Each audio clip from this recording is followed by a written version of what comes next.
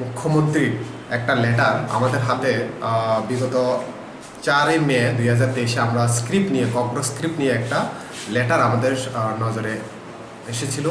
সেই স্ক্রিপ্ট বা এই লেটারের বিষয় নিয়েই আজকের এই প্রেস মিট।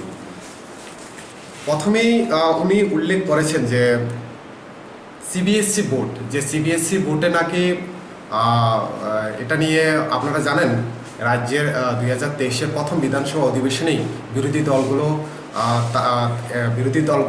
দলের পক্ষ থেকে এখানে আওয়াজ সুর চড়িয়েছিল যে রোমান এবং বেঙ্গলি দুইটা স্ক্রিপ্টই যাতে করা হোক সিবিএসসি বোর্ডের যে এক্সাম বা পড়াশোনার ক্ষেত্রে। কিন্তু এখানে যে লেটারটা উল্লেখ করেছিল রাজ্যের মাননীয় মুখ্যমন্ত্রী, তিনি বলেছেন সিবিএসসি নাকি এটা অ্যাকসেপ্ট করছে না, শুধুমাত্র বেঙ্গলি হরফই এখানে লেখা হবে। তো আমাদের দাবি এটাই থাকবে যে আমরা বেঙ্গলি হরফে থাকবে, এটা ভালো কথা, আমরা এটা কোনো বিরোধ করছি না।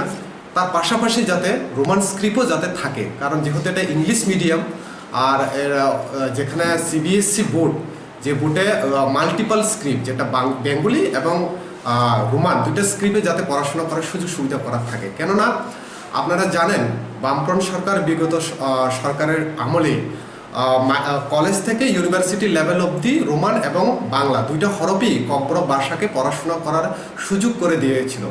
আর ওই সময় কলেজ এবং ত্রিপুরা ইউনিভার্সিটি সেটাও কিন্তু কেন্দ্রেরই একটা কেন্দ্রীয় সরকারেরই একটা আন্ডারে ছিল বলা যেতে পারে। তো সিবিএসসিও কিন্তু কেন্দ্রীয় সরকারের অধীনেই থাকে।